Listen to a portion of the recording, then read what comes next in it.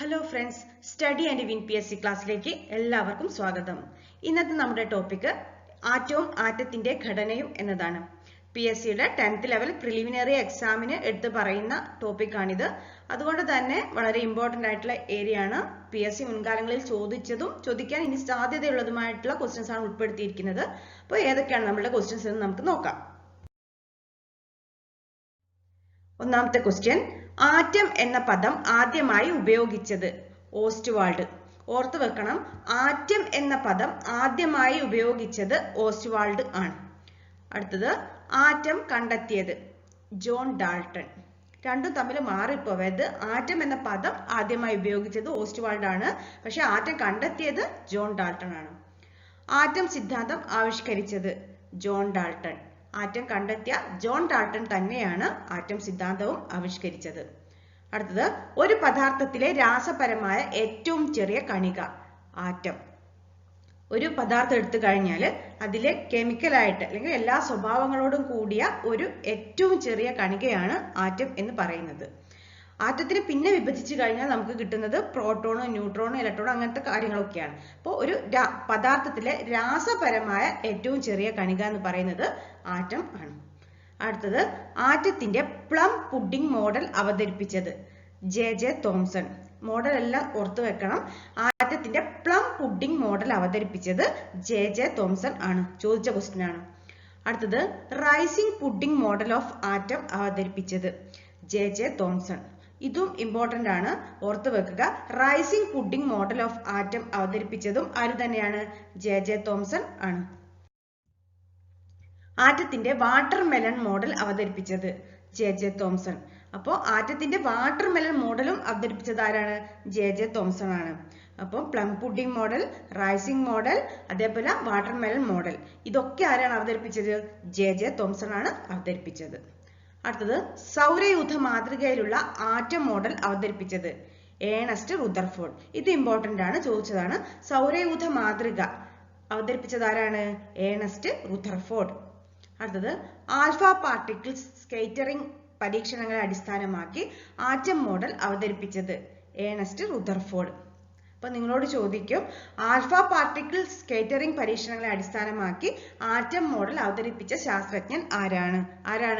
Ernest Rutherford. അടുത്തത്, Rutherford atom മാതൃകയുടെ പരിഷ്കരിച്ച രൂപം തയ്യാറാക്കിയത്? Niels Bohr. അറിയപ്പെടുന്നത് ബോർ മാതൃക. അപ്പൊ റുദർഫോർഡ് ആറ്റം മാതൃക കണ്ടെത്തി ആ ആറ്റം മാതൃകയുടെ പരിഷ്കരിച്ച രൂപം തയ്യാറാക്കിയത് ആരാണ്? നീൽസ് ബോർ ആണ്. ആ മാതൃക ബോർ മാതൃക എന്ന് അറിയപ്പെടുന്നു. ഒരു ആറ്റത്തിലെ മൗലിക കണങ്ങൾ? Proton, electron, neutron. ഓർത്തു വെക്കണം, ആറ്റത്തിലെ മൗലിക കണങ്ങളാണ് പ്രോട്ടോൺ, ഇലക്ട്രോൺ, ന്യൂട്രോൺ. അടുത്തത്, പ്രോട്ടോൺ കണ്ടെത്തിയത്? Ernest Rutherford. ഇതൊക്കെ എപ്പോഴും ചോദിക്കുന്ന ക്വസ്റ്റ്യൻ ആണ്. പ്രോട്ടോൺ കണ്ടെത്തിയത് ഏണസ്റ്റ് റുദർഫോർഡ്. ഇലക്ട്രോൺ കണ്ടെത്തിയത്?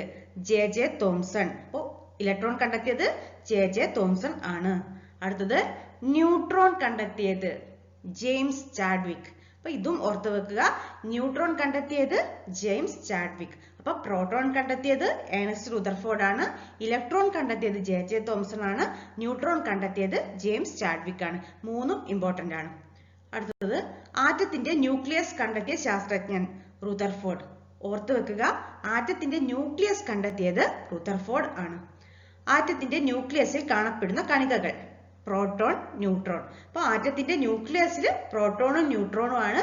അപ്പൊ ന്യൂക്ലിയസിന് ചുറ്റും കറങ്ങുകയാണ് ഇലക്ട്രോൺ. അപ്പൊ ഓർത്തു വെക്കുക, ആറ്റത്തിന്റെ ന്യൂക്ലിയസിൽ കാണപ്പെടുന്ന കണികകളാണ് പ്രോട്ടോണും ന്യൂട്രോണും. അടുത്തത്, പ്രോട്ടോണിന്റെ ചാർജ്? പോസിറ്റീവ്. ഓർത്തു വെക്കുക, പോസിറ്റീവ് ചാർജ് ആണ് പ്രോട്ടോണിനുള്ളത്. അല്ലെങ്കിൽ പോസിറ്റീവ് ചാർജുള്ള ആറ്റത്തിലെ കണം ഏതെന്നൊക്കെ ക്വസ്റ്റ്യൻ മുമ്പ് ചോദിച്ചിട്ടുണ്ട്. അപ്പോൾ മാറിപ്പോവരുത്, പ്രോട്ടോണിന് പോസിറ്റീവ് ചാർജ് ആണ്. ഇനിയിപ്പോ തിരിച്ചാണ് ക്വസ്റ്റ്യൻ വരുന്നതെങ്കിൽ പ്രോട്ടോൺ ആണ് ആൻസർ. ഇലക്ട്രോണിന്റെ ചാർജ്? നെഗറ്റീവ്. അപ്പോൾ ഈ ആറ്റത്തിലെ നെഗറ്റീവ് ചാർജുള്ള കണം ഏതെന്ന് ചോദിച്ചാൽ ആൻസർ ഏതാണ്? ഇലക്ട്രോൺ. അടുത്തത്, ന്യൂട്രോണിന്റെ ചാർജ്? ചാർജില്ല. ഇത് ഏത് രീതിയിൽ ചോദിക്കാം? ഒരു ആറ്റത്തിലെ ചാർജ് ഇല്ലാത്ത കണം ഏതാണ്? ന്യൂട്രോൺ. അപ്പൊ ക്വസ്റ്റ്യൻ തിരിച്ചും മറിച്ചും ഒക്കെ വരാം, എങ്ങനെയായിരുന്നാലും മനസ്സിലാക്കി വെക്കുക. അടുത്തത്, ഇലക്ട്രോണിന്റെ മാസ്? 9.109 × 10⁻⁻31 kg. എത്രയാണ് ഇലക്ട്രോണിന്റെ മാസ്? 9.109 × 10⁻31 kg. അപ്പൊ -31 kg വരുന്നതാണ് ഏത് ഇലക്ട്രോണിന്റെ മാസ് എന്ന് പറയുന്നത്. അടുത്തത് ഇലക്ട്രോണിന്റെ ചാർജും മാസും തമ്മിൽ മാറിപ്പോവരുത്. ഇലക്ട്രോണിന്റെ ചാർജ് എത്രയാണ്? 1.602 into 10⁻⁻19 കൊളൂം. അല്ലെങ്കിൽ ഇങ്ങനെ പറയാം 1.602 into 10⁻⁻19 കൊളൂം, അങ്ങനെയും പറയാം. അപ്പൊ ഇലക്ട്രോണിന്റെ ചാർജും ഇലക്ട്രോണിന്റെ മാസും തമ്മിൽ മാറിപ്പോവരുത്. എങ്ങനെയെങ്കിലും അത് ആ നമ്പർ ഒന്ന് നോക്കി ഐഡന്റിഫൈ ചെയ്യാൻ പാകത്തിൽ ഓപ്ഷനിൽ കാണുമ്പോൾ ഐഡന്റിഫൈ ചെയ്യാൻ പാകത്തിൽ പഠിച്ചു വെക്കുക. അടുത്തത് ഇലക്ട്രോണിന്റെ ചാർജ് കണ്ടെത്തിയത് മില്ലിക്കൺ. ഇത് ഇമ്പോർട്ടന്റ് ആണ്, ഓർത്ത് വെക്കണം. ഇലക്ട്രോണിന്റെ ചാർജ് കണ്ടെത്തിയത് മില്ലിക്കൺ. അടുത്തത് ഒരു പദാർത്ഥത്തിന്റെ രാസ സ്വഭാവം നിർണ്ണയിക്കുന്നത് ഇലക്ട്രോൺ. നമുക്കറിയാം രാസപ്രവർത്തനത്തിൽ ഏർപ്പെടുന്ന കണമാണ് ഇലക്ട്രോൺ. അപ്പോൾ ഒരു പദാർത്ഥത്തിന്റെ രാസ സ്വഭാവം നിർണ്ണയിക്കുന്നത് ഇലക്ട്രോൺ ആണ്. അടുത്തത് ആറ്റത്തിലെ ഏറ്റവും ഭാരം കുറഞ്ഞ മൗലിക കണം ഇലക്ട്രോൺ. നമ്മൾ പറഞ്ഞു ആറ്റത്തിലെ 3 മൗലിക കണങ്ങളാണ് പ്രോട്ടോൺ, ന്യൂട്രോൺ, ഇലക്ട്രോൺ എന്നിവ. അപ്പൊ അതിൽ ഏറ്റവും ഭാരം കുറഞ്ഞ മൗലിക കണം ഇലക്ട്രോൺ ആണ്. അടുത്തത് ഇലക്ട്രോണിന്റെ ദ്വൈത സ്വഭാവം മുന്നോട്ട് വെച്ചത് Luis D Broglie. Important question ആണ്, ചോദിച്ചതാണ്. ഇലക്ട്രോണിന്റെ ദ്വൈത സ്വഭാവം മുന്നോട്ട് വെച്ചത് ലൂയിസ് ഡി ബ്രോളി ആണ്. അടുത്തത് ഓയിൽ ഡ്രോപ്പ് പരീക്ഷണം ഉപയോഗിച്ച് കണ്ടെത്തിയത് ആറ്റത്തിലെ ഏത് കണത്തിന്റെ ചാർജാണ്? ഇലക്ട്രോൺ.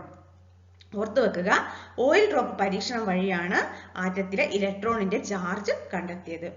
അടുത്തത് പ്രോട്ടോണിന്റെ മാസ് 1.6726 into 10⁻⁻27 kg. അപ്പം ഓർത്ത് വെക്കണം, ഇലക്ട്രോണിന്റെ മാസ് നമ്മൾ നേരത്തെ പറഞ്ഞത് 10⁻31 ആണ് ലാസ്റ്റ് അല്ലേ. നിങ്ങൾക്ക് ഐഡന്റിഫൈ ചെയ്യാനുള്ള എളുപ്പമാണ് ഞാൻ പറയുന്നത്. അപ്പൊ പ്രോട്ടോണിന്റെ മാസ് ആണെങ്കിൽ എത്രയാണ്? 1.6726 into 10⁻�27 kg കേട്ടോ. അപ്പൊ അങ്ങനെ ഓർത്ത് വെക്കുക. അടുത്തത് ഒരു ആറ്റത്തിന്റെ ID കാർഡ്, ഫിംഗർ പ്രിന്റ് എന്നെല്ലാം അറിയപ്പെടുന്നത് പ്രോട്ടോൺ. അപ്പോൾ ഒരു ആറ്റത്തിന്റെ ID കാർഡ് അല്ലെങ്കിൽ ഒരു ആറ്റത്തിനെ തിരിച്ചറിയുന്നത്, നമ്മൾ ആറ്റത്തിന് അറ്റോമിക് നമ്പറിന്റെ ബേസിലാണ് പേരെല്ലാം കൊടുക്കുന്നത് അല്ലേ. അപ്പൊ ആ പേര് കൊടുക്കുന്നതാണ് എന്ത്? അതിന്റെ ഐഡന്റിറ്റി അല്ലേ. ഓരോ മൂലകത്തിന്റെയും ഐഡന്റിറ്റി ആണത്. അപ്പൊ അതുകൊണ്ട് തന്നെ ഒരു ആറ്റത്തിന്റെ ID കാർഡ്, ഫിംഗർ പ്രിന്റ് എന്നെല്ലാം അറിയപ്പെടുന്നത് പ്രോട്ടോൺ ആണ്. അടുത്തത് ഒരു ആറ്റത്തിലെ ഏറ്റവും ഭാരം കൂടിയ മൗലിക കണം ന്യൂട്രോൺ. അപ്പം ഭാരം കുറഞ്ഞത് നമ്മൾ പറഞ്ഞു ഇലക്ട്രോൺ ആണ്. അപ്പൊ ഏറ്റവും ഭാരം കൂടിയത് ഏതാണ്? ന്യൂട്രോൺ ആണ്. അടുത്തത് ഇലക്ട്രോണിന്റെ അതേ മാസ് ഉള്ളതും എന്നാൽ ഇലക്ട്രോണിന്റെ വിപരീത ചാർജ് ഉള്ളതുമായ കണം പോസിട്രോൺ. അപ്പോൾ ഓർത്ത് വെക്കണം, ഇലക്ട്രോണിന്റെ അതേ മാസ് ആണ്, പക്ഷെ എന്തായിരിക്കും? വിപരീത ചാർജ് ആണ് അല്ലെ. അപ്പൊ എന്തായിരിക്കും? കണത്തിന് പറയുന്ന പേരാണ് പോസിട്രോൺ. അടുത്തത് പോസിട്രോൺ കണ്ടെത്തിയത് കാൾ ആൻഡേഴ്സൺ. ഓർത്ത് വെക്കുക, പോസിട്രോൺ കണ്ടെത്തിയത് കാൾ ആൻഡേഴ്സൺ ആണ്. അടുത്തത് പ്രോട്ടോണിന്റെ തുല്യ മാസ് ഉള്ളതും പ്രോട്ടോണിന്റെ വിപരീത ചാർജ് ഉള്ളതുമായ കണങ്ങൾ ആന്റി പ്രോട്ടോൺ. നേരത്തെ നമ്മൾ പോസിട്രോൺ പറഞ്ഞില്ലേ, അതുപോലെ തന്നെ പ്രോട്ടോണിന്റെ തുല്യ മാസ് ഉള്ളതും എന്നാൽ പ്രോട്ടോണിന്റെ വിപരീത ചാർജ് ഉള്ളതുമായ കണങ്ങളാണ് ആന്റി പ്രോട്ടോൺ. അടുത്തത് ആന്റി പ്രോട്ടോൺ കണ്ടെത്തിയത് ചാമ്പർലൈൻ, എമിലിയോ സിഗരെ. അപ്പോൾ ഈ പേരുകൾ ഓർത്ത് വെക്കുക. ആന്റി പ്രോട്ടോൺ കണ്ടെത്തിയത് ചാമ്പർലൈനും എമിലിയോ സിഗരയും ചേർന്നിട്ടാണ്. അടുത്തത് ആന്റി ന്യൂട്രോൺ കണ്ടെത്തിയത് ബ്രൂസ് കോർക്ക്. ഓർക്കുക, ആന്റി ന്യൂട്രോൺ കണ്ടെത്തിയത് ബ്രൂസ് കോർക്ക് ആണ്. അടുത്തത് ഒരു ആറ്റത്തിലെ ന്യൂക്ലിയസിന്റെ ചുറ്റുമുള്ള ഇലക്ട്രോണുകളുടെ നിശ്ചിത സഞ്ചാരപാത അറിയപ്പെടുന്നത് ഓർബിറ്റ് അല്ലെങ്കിൽ ഷെൽ. ഒരു ആറ്റത്തിൽ നമ്മൾ പറഞ്ഞിട്ടുണ്ട് ന്യൂക്ലിയസിന് ചുറ്റും ഇലക്ട്രോൺസ് കറങ്ങിക്കൊണ്ടിരിക്കുകയാണ്. അപ്പൊ അത് കറങ്ങുന്ന ആ പാതയ്ക്ക് അല്ലെങ്കിൽ ആ നിശ്ചിത സഞ്ചാര പാതയ്ക്ക് പറയുന്നതാണ് ഓർബിറ്റ് അല്ലെങ്കിൽ എന്ത് പറയാം? ഷെൽ. അടുത്തത് ഓർബിറ്റിൽ ഇലക്ട്രോൺ വിന്യാസം രേഖപ്പെടുത്തുന്നത് എങ്ങനെയാണ് ഓർബിറ്റിൽ ഇലക്ട്രോൺ വിന്യാസം രേഖപ്പെടുത്തുന്നത്? KLMN അങ്ങനെയാണ് നമ്മൾ ഓർബിറ്റിൽ ഇലക്ട്രോൺ വിന്യാസം രേഖപ്പെടുത്തുന്നത്. K shell, L shell, M shell, N shell അങ്ങനെ പറയുന്നില്ലേ. അങ്ങനെ ഓർബിറ്റിൽ ഇലക്ട്രോൺ വിന്യാസം രേഖപ്പെടുന്നത് KLMN എന്നിങ്ങനെയാണ്. അടുത്തത് ഒരു ഓർബിറ്റിൽ ഉൾക്കൊള്ളുന്ന പരമാവധി ഇലക്ട്രോണുകളുടെ എണ്ണം 2n⁻². അപ്പോൾ ഒരു ഓർബിറ്റ് എടുത്തു കഴിഞ്ഞാൽ അതിൽ കൊള്ളിക്കാൻ പറ്റുന്ന പരമാവധി ഇലക്ട്രോണുകളുടെ എണ്ണം കാണാനുള്ള സൂത്രവാക്യമാണ് 2n⁻² എന്ന് പറയുന്നത്. അപ്പൊ അതിൽ നമ്മളിപ്പം L ആണ് എടുക്കുന്നതെന്ന് വിചാരിക്കുക. അപ്പൊ L രണ്ടാമത്തതല്ലേ, K ഒന്നാമത്തത്, L രണ്ടാമത്തെ. അപ്പൊ 2 ഇൻറ്റു L രണ്ടാമത്തെ അല്ലേ, അപ്പൊ 2, അപ്പം എന്നിട്ട് എന്ത് സ്ക്വയർ അല്ലേ, സ്ക്വയർ. അപ്പൊ എങ്ങനെ വരും? 2 സ്ക്വയർ എത്രയാണ് 4 × 2 8. അപ്പോൾ എൽ ഷെല്ലിൽ ഉൾക്കൊള്ളാവുന്ന പരമാവധി ഇലക്ട്രോണുകളുടെ എണ്ണം എന്ന് പറയുന്നത് എത്രയായിരിക്കും 8 ആയിരിക്കും. ഇത് ഇങ്ങനെ ക്വസ്റ്റ്യൻ ഓരോന്നിനും ചോദിക്കാറുണ്ട്. അപ്പൊ എന്തായാലും ഈ ഒരു കാര്യം ഓർത്ത് വെക്കണം കേട്ടോ. 2n⁻²2 ആണ് ഒരു ഓർബിറ്റിൽ ഉൾക്കൊള്ളുന്ന പരമാവധി ഇലക്ട്രോണുകളുടെ എണ്ണം കാണാനുള്ള സൂത്രവാക്യം. അടുത്തത് ഒരു ഇലക്ട്രോണിനെ കാണാൻ ഏറ്റവും സാധ്യതയുള്ള പ്രദേശം ഓർബിറ്റൽ അല്ലെങ്കിൽ സബ്ഷെൽ. അപ്പോൾ നമ്മൾ ഈ ഓർബിറ്റിനുള്ളിൽ തന്നെ ഇലക്ട്രോണിനെ കാണാൻ ഏറ്റവും സാധ്യതയുള്ള പ്രദേശമാണ് ഓർബിറ്റൽ അല്ലെങ്കിൽ സബ്ഷെൽ. അടുത്തത് ഒരു ഓർബിറ്റലിലെ പരമാവധി ഇലക്ട്രോണുകളുടെ എണ്ണം 2. അത് ഓർത്ത് വെക്കുക. ഒരു ഓർബിറ്റലിലെ പരമാവധി ഇലക്ട്രോണുകളുടെ എണ്ണം എത്രയാണ് 2 ആണ്. അടുത്തത് ഓർബിറ്റലിൽ ഇലക്ട്രോൺ വിന്യാസം രേഖപ്പെടുത്തുന്നത് എങ്ങനെ? s,p,d,f എന്നിങ്ങനെയാണ് ഓർബിറ്റലിൽ ഇലക്ട്രോൺ വിന്യാസം രേഖപ്പെടുന്നത്. അപ്പോൾ ഓർബിറ്റൽ ആയിരുന്നപ്പോൾ KLM എന്ന് പറഞ്ഞ് നമ്മൾ അടയാളപ്പെടുത്തി. അപ്പോൾ ഓർബിറ്റലിൽ ആണെങ്കിലോ s,p,d,f എന്നിങ്ങനെയാണ് നമ്മൾ പറയുന്നത്. ഇനി K ഷെല്ലിൽ ഉൾപ്പെടുന്ന സബ്ഷെൽ ഏതാണ്? S. അപ്പോൾ ഓർത്ത് വെക്കുക, K ഷെല്ലിൽ ഉൾപ്പെടുന്ന സബ്ഷെല്ലാണ് S.